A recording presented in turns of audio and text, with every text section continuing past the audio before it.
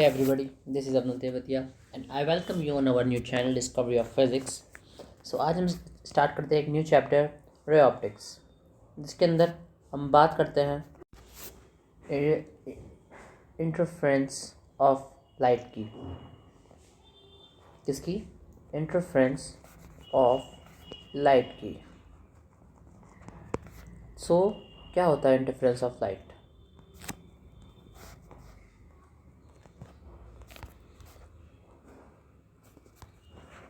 अगर कोई एक वेव है जिसकी इक्वेशन हम मान लेते हैं A1 sine omega T plus kx, इसमें पढ़ा होगा 11th में, ए होता है एम्पलीट्यूड, ये होता है एंगुलर फ्रीक्वेंसी,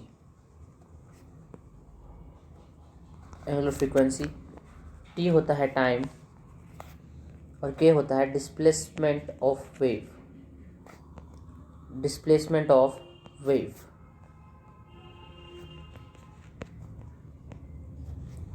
और वाई है डिस्प्लेसमेंट ऑफ पार्टिकल, क्योंकि wave is a type of particle ही तो होती है जो पार्टिकल से तो मूव कर रहे हैं। एक पार्टिकल ने वेव की वजह से जितना मूव किया, मान लो यहाँ P1 पार्टिकल है, उसने इस वेव के वजह से जितना मूव किया उसको बोलते हैं हम वाई, डिस्प्लेसमेंट ऑफ पार्टिकल। ये तो अगर एक वेव हो गई। हमारे पास दो वेव्स हैं, पहली है y1, दूसरी है y2, ठीक है।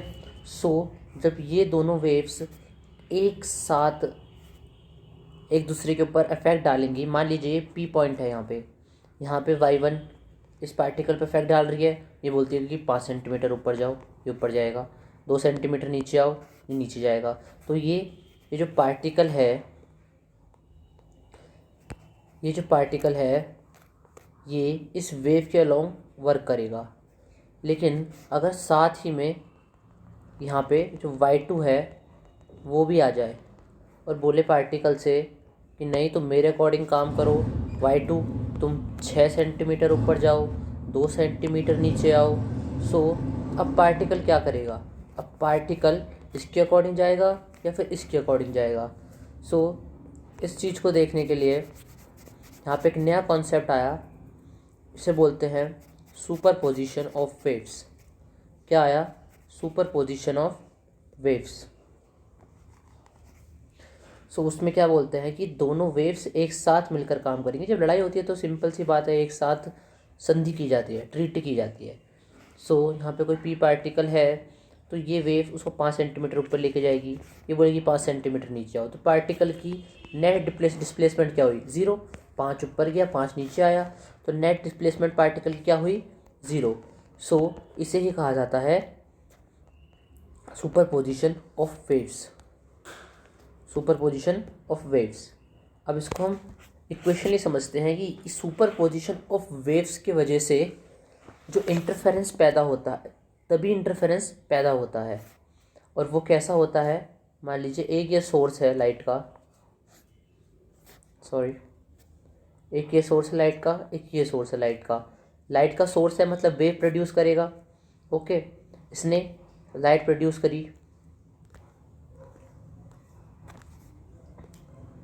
And same as it is इसने लाइट प्रोड्यूस करी।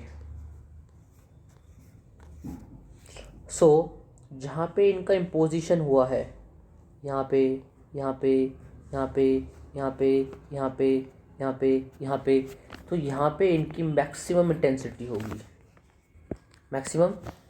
होगी और जहाँ पे नहीं किया है वहाँ उनकी मिनिमम इंटेंसिटी होगी। हम आपको इस एनिमेटेडली दिखाते हैं। ये देखिए, ये है इंटरफेरेंस ऑफ लाइट। क्या है ये? ये है इंटरफेरेंस ऑफ लाइट। ये है इंटरफेरेंस ऑफ लाइट। ये देखिए, ये रहा, दो सोर्सेज ऑफ लाइट हैं, एक ये रहा और एक ये रहा।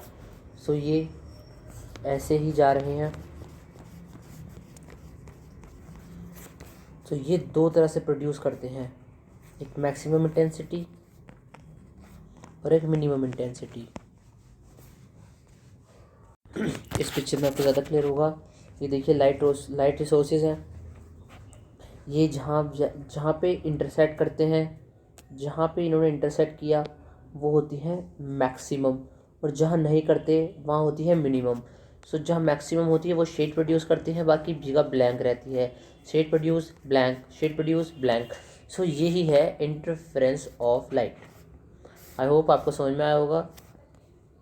सो अब हम इसको इक्वेशनली समझते हैं। लेट अस सपोज एक इक्वेशन है y1 wave equation, second y2 a1 sine omega T plus K X, a2 sine omega T plus K X. So ये दो वेव इक्वेशंस हो गई। सो जो पार्टिकल मूव करेगा वो दोनों के नेट से किए करेगा, मतलब कि वो बोलेगा 5 सेंटीमीटर ऊपर जाओ 5 ऊपर जाएगा, वो बोलेगा 5 नीचे आओ तो 5 नीचे जाएगा। सो जो नेट डिस्प्लेसमेंट ऑफ पार्टिकल होगा वो y1 प्लस y2 होगा, आया ना, होगा। तो ये होगा उस पार्टिकल का net displacement. So now what he does, he has imposed both the waves.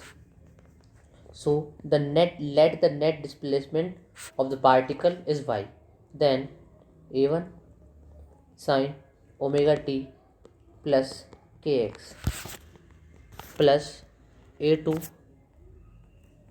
sin omega t plus kx और प्लस में फाई। फाई क्या है? फाई है यहाँ पे फेज डिफरेंस, फाई है यहाँ पे फेज डिफरेंस, फाई है यहाँ पे फेज डिफरेंस।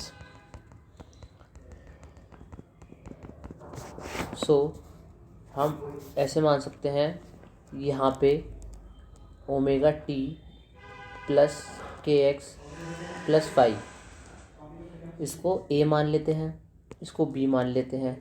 फॉर्मूला तो हमने पढ़ा ही है, साइन ए प्लस बी का फॉर्मूला क्या होता है? Sine A cos B plus cos B sine A. Okay, then Y बराबर क्या हो जाएगा? a1 sine omega T minus K X plus a2 sine omega T minus K X. Formula लगा दिया, cos five plus cos omega T minus K X sine five. Okay, आगे हो जाएगा a1 sine omega T minus K X plus a2 sine omega T minus K X cos five plus a2 cos omega T minus K X sine five. हमने a2 की दोनों तरफ मतलब अंदर multiply कर दी। देन जो फिर हम a sign omega T minus K x को कॉमन निकालेंगे। a1 प्लस क्या बचेगा अंदर? a2 कॉस फाइव बचेगा, और जो लिखा है वो ये सेम टू सेम रहेगा, cos omega T minus K X sine omega. Done. Now अब हमारे पास जो फाइनल इक्वेशन बची वो बची sign omega T minus K x and a+1 a1 plus a2 cos theta plus a2 cos omega T minus K x. हम क्या करेंगे? a1 plus a2 cos theta को हम r कॉस थीटा मान लेते हैं। क्या मान लेते हैं? r cos theta. और a2 साइन फाई को हम r साइन थीटा मान लेते हैं। कोई दिक्कत? देन जब रिप्लेस करेंगे सो वो कुछ लिखा जाएगा इस तरह से, r sine omega T minus K X cos theta plus r sine omega T plus R sine theta और cos omega T minus K X. इसमें से हम आर को कॉमन निकाल लेते हैं।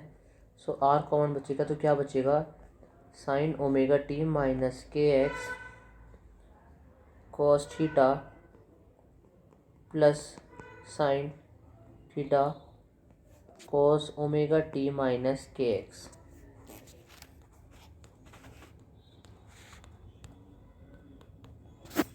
क्लियर? हाँ, थोड़ी राइटिंग की ये दिक्कत है पर कोई नहीं, I will manage it next time. So जो फाइनल इक्वेशन आएगी वो आएगी आर